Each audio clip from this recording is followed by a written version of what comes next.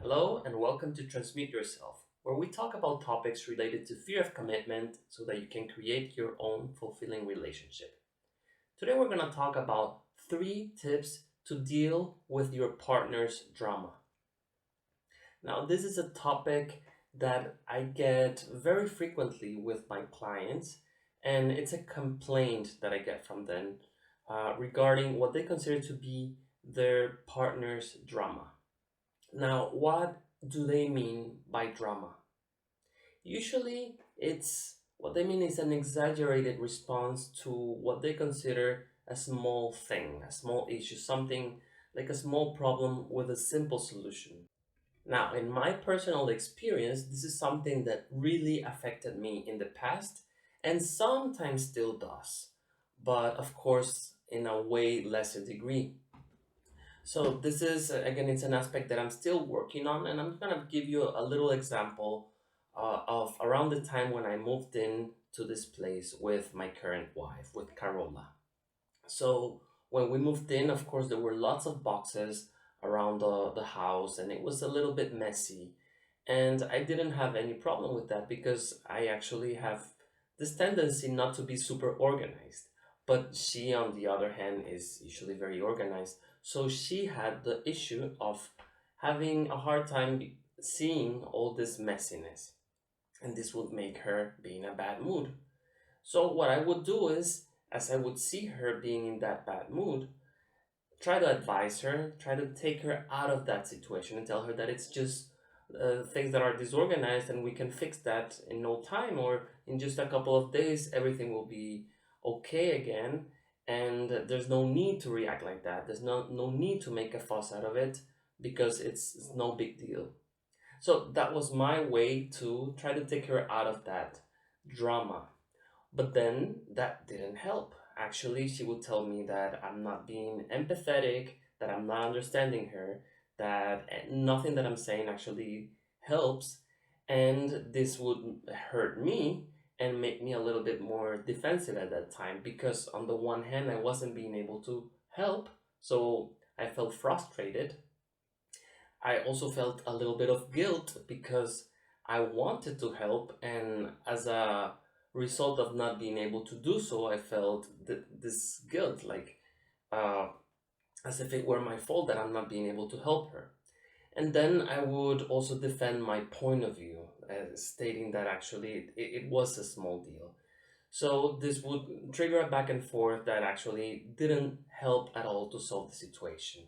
So now I'm gonna provide you with 3 tips that will help you to manage those situations in which you consider there to be drama from your partner.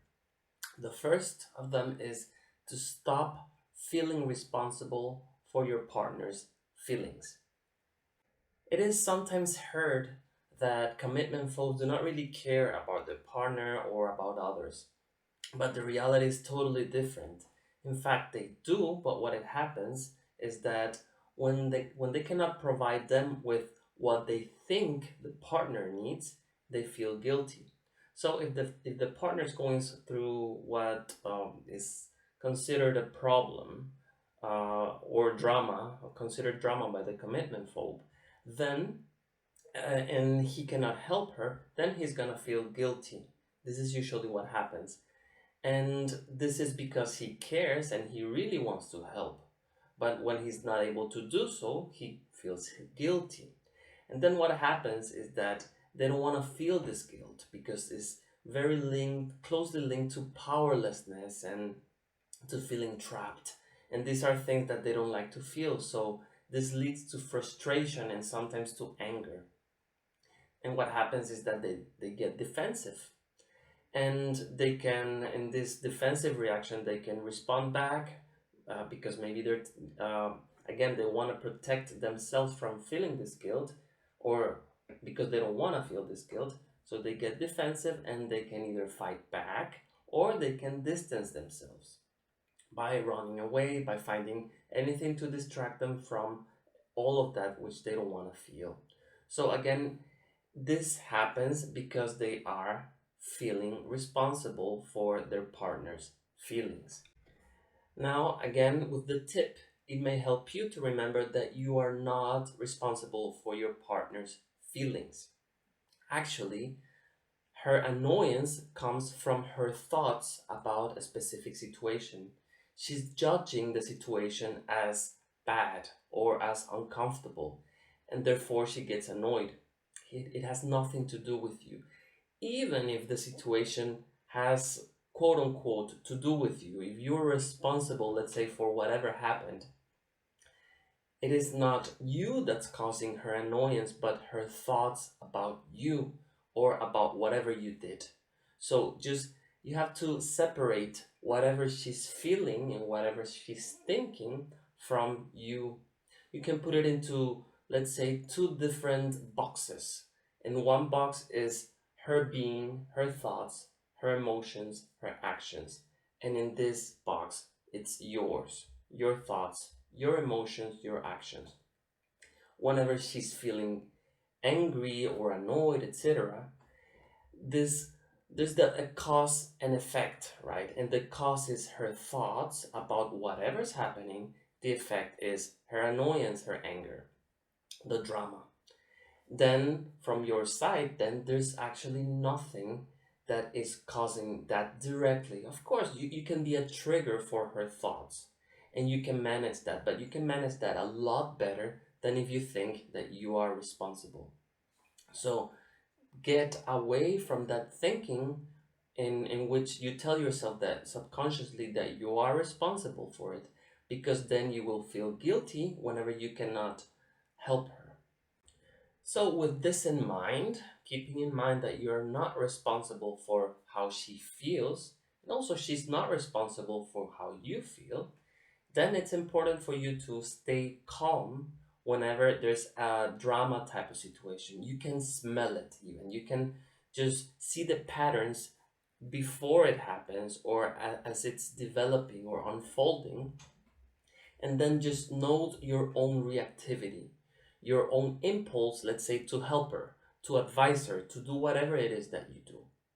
And try not to do it. Simply observe yourself and let her vent. Let her say whatever she wants to say.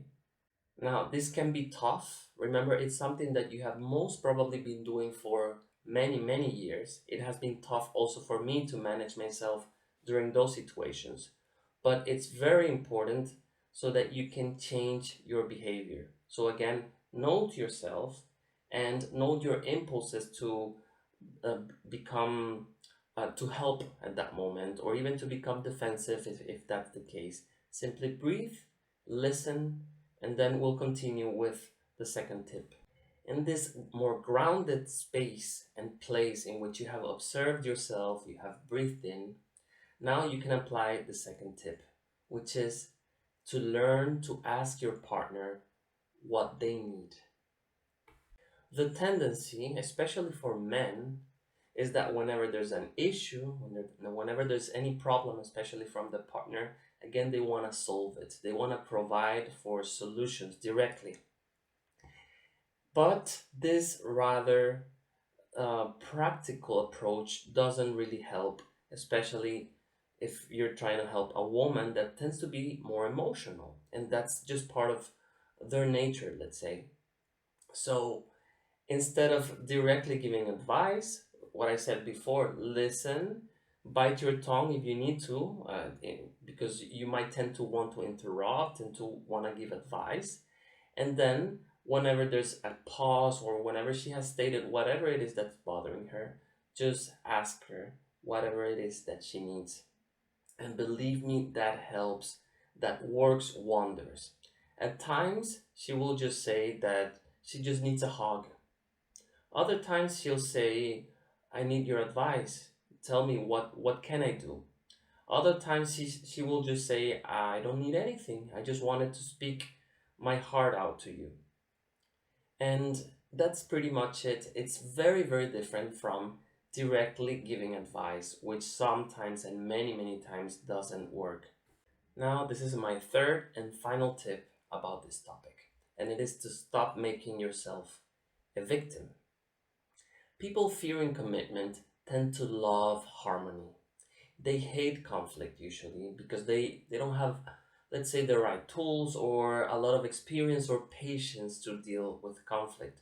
So they like to be in this peaceful bubble in which they don't have to actually face conflict. Whenever someone comes and wants to pop that bubble by using drama as a needle for it, then they can get in this victim mode in which they think and feel that this is unfair, that they just want some peace, they just want this perfect relationship where nobody has arguments and nobody fights each other. And whenever reality speaks otherwise, then they just get in this victim mode. And of course, they don't want to stay there too long. Then they get defensive and they get frustrated and angry, and then they distance themselves. So it can help you to remember not to make yourself a victim in those situations. How do you do that? If you understand that your reaction to your partner's drama is actually yourself making drama out of her drama, you're pretty much doing the same thing. You're doing out of something that can be rather small, can be maybe solved by just giving her a hug. You're making out of that something big. And you also can remember that your mood, your state of mind at that moment doesn't actually depend on her, it depends on you. She can have the drama that she wants and the problems that she wants, but that doesn't have to affect you. What's really affecting you, it's your resistance to her reaction and your resistance to her mood. So you're pretty much resisting her situation by telling yourself that that should not be that way. And by resisting the present moment, what you create is frustration, and you yourself create drama out of her drama. So again, it's not she who's making you angry or reactive. It's your thoughts about her and your thoughts about uh, the situation that's making you reactive. Remember that she has all the rights in the world to feel however she wants to feel. It's her own journey. Even if you feel it's repetitive or you don't want to go through those complaints or whatever it is, she has her rights to be there because it's her own path in life. And you can choose your own path in life. And it's easier to do that when you can stay centered and not getting personally involved in those dramas. And the best way to do that is to remember that your mood, your state of being depends on yourself and on yourself watching your thoughts and not necessarily giving them that much importance or believing them. Thoughts like they shouldn't be this way or she's just a drama queen, etc., which just makes it all worse because you then get angry. Finally, a very, very quick tip that I want to give you is learn to let go. It used to happen a lot to me that whenever a small issue would happen, I would carry that over in my head for a long time and then just continue thinking that maybe this relationship isn't for me because there's a lot of drama involved and because of this and this happened. And I was just making a fuss myself out of two or three small situations. And whenever a problem would arise later on, I would bring that up again and say like, like that time that you did this or you did that, actually, you were just being so dramatic and I just cannot handle this and all of this. But you're carrying, or I was carrying a baggage of unnecessary things that were just small issues that looked big to me because I was resisting the situations and the problems. So what's the alternative for this? And this is something that I'm applying very often whenever something happens that I don't like, some issue or what I consider drama. I try as best as possible to let go of it after having solved it, etc. Just get back to whatever you're doing, and maybe you can even get distracted at that point. Do something that takes you out of that mode because that state, that those repetitive thoughts do not help they'll just distance yourself a lot more from the relationship. You'll realize as you put your focus elsewhere that actually the only thing that's keeping you thinking about that is your willingness to do so. If you have the willingness, the willpower to get out of there and think about something else, or simply stay present, you can do it. So learn to let go of whatever it is that doesn't help. All right, this has been today's topic. I hope you really enjoyed those three tips about dealing with drama from your partner in relationships involving fear of commitment. Don't forget to hit like, to share this video, and to subscribe to my channel. We'll talk very soon. Thanks a lot for your attention.